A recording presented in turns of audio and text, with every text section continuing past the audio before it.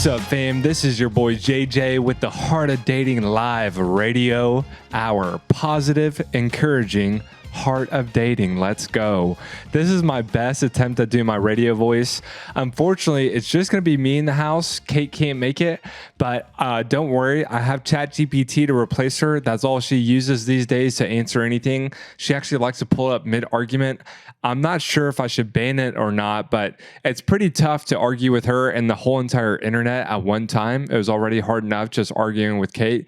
Now when it's her and ChatGPT, it's not really fair. So I'm going to give my best response. I'm going to look up that response on ChatGPT. I'm going to deliver it in Kate style for these answers today. So on the radio hour today, calling in live is our friend Nick, who we're going to go ahead and kick off our radio hour with.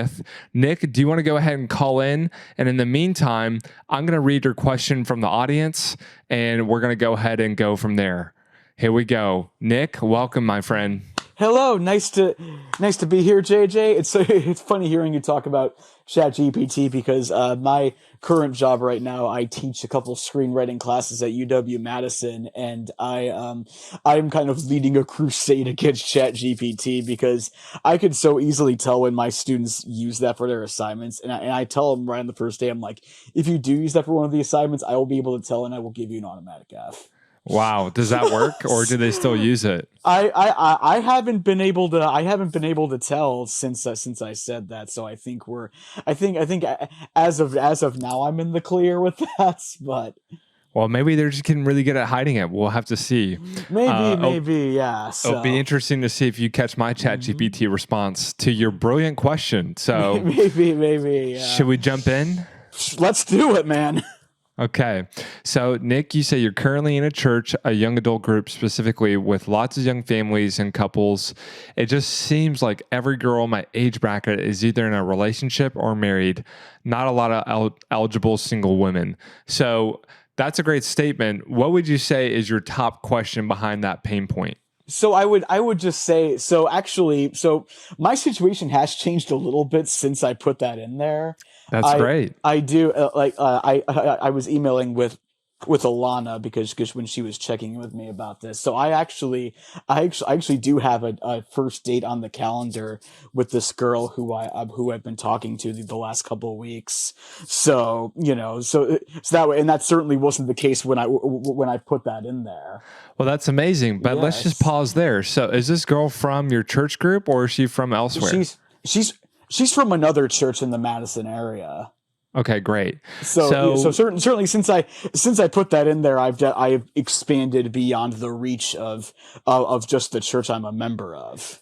That's great. I was going to give some advice, but let's go ahead and pause here. Yes. Say we have Nick a month ago right here joining us on this call. Yes. What advice would you give Nick now that you have a date with someone else this weekend?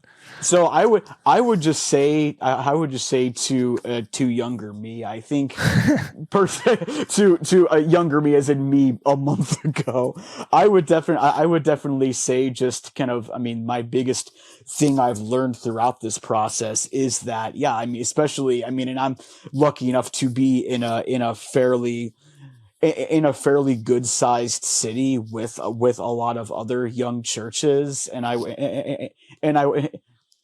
I would say, even if the young adult group at my church, has a lot of young families, there are a lot of other great Bible preaching churches in the Madison area that have a lot of single women that I can I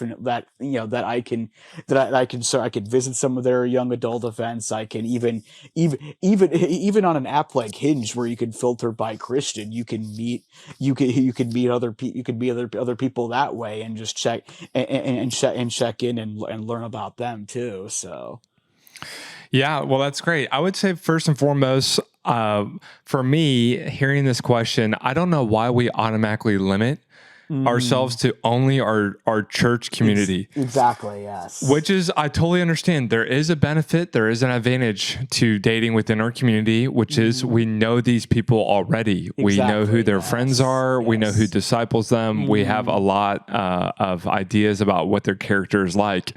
When we go outside the church community, the immediate one, we are absorbing some risk. We don't necessarily know these people. They're strangers, but it doesn't mean they're not a great candidate to date and maybe marry. No. So exactly, yes, and that was certainly something I had to learn because I think I remember even the day I filled out the form and put in that statement, I was feeling a bit frustrated, and then literally just a couple days later, I meet this great woman just on a complete just on what felt like a fluke at the time. Totally. Yeah. Well, I do think that is a great example of you just never know. However, that's not the attitude I would encourage people to take. That's one of the attitudes that singles hate hearing is, just keep your head down, keep serving, and you'll never know when it might happen. No, I can't tell you the number of times I've heard that over the years, and that frustrates me. That has frustrated me so much. Because it doesn't really address the root of the issue, right? No, which is I'm frustrated, right? So I want to get unfrustrated. I want to be content or enjoying where I'm at or have some aspect of hope that it might happen for me. So I would say if that's where you're at, listen, this might go great and might not go great. If it doesn't go great, you're going to be revisiting this question. My big thing is, would you rather date in the pond or the ocean? And meaning you got to get your numbers up. So a lot of people don't like that idea. I would just say, take your Hinge, your Christian Mingle, your Coffee Meets Bagel. And if you have a 10-mile radius, make it 50. If you have a 50-mile radius, make it 100. Join the Facebook Heart of Dating group. You got to get those numbers up, because the reality is, if you just sit on your couch all day and you say, I'm waiting for the one, well, it's probably not going to happen, right? So God invites us to participate and get out there. And of course, there is no such thing as the one, because there's 8 billion people in the world. Exactly. But even Jacob searched for his wife, Rebecca. And there was many times in the Bible where if a man wanted a wife, he went out and searched, or he sent a servant. So it's totally a great idea. You got to do it with wisdom and discernment. But all right, Nick. Well, it was great having you on, and thank you so much. So great, so great being on, JJ. Thanks for talking to me. Yeah, I hope it goes great on your first date. Maybe we'll have to do a follow-up question depending on how it goes. Okay. Sounds good. Thank you so much. Okay. Next in the house, we got our boy Keegan. Keegan, welcome to the show, my friend. He's going to be sending his phone call in a second. I'm going to be pulling up his question, which he is asking on behalf of another friend. Keegan, what's up, my man? Hey, JJ, how's it going? It's good, man. Hey, you look a lot more professional than me. You got your gaming mic set up already. Are you a Fortnite guy? You're an Xbox guy? What's going on? Fortnite? No way. No. No. Oh, no. You're too mature for Fortnite. Okay, got it. I guess so. What game do you play? Oh, man. This is kind of trash. Guys, we're so sorry. We are so sorry. Lovey and I apologize personally for the fact that you can only watch the rest of this podcast exclusive if you're in our Patreon community. So what should they do, Lovey? They should go to patreon.com/heartofdating. Come and join us on Patreon. It's a great way to support this podcast. And then you can hear the rest of this episode. We'll put the link below for you. Love you. Have a great day. Bye, guys. The Heart of Dating podcast is created by Kate and JJ Tomlin. Shout out to our epic audio and video editor, Scott Caro. We have an amazing Heart of Dating team who helps bring this show to you each week. I want to shout out Kelsey Napier, our Heart of Dating digital marketing coordinator, and Elena Gibson, our brand and community manager. We couldn't do it without them.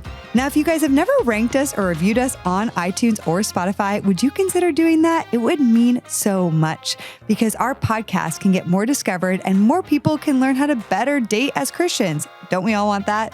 We launch our podcast each and every week on Wednesdays, so we will see you next week.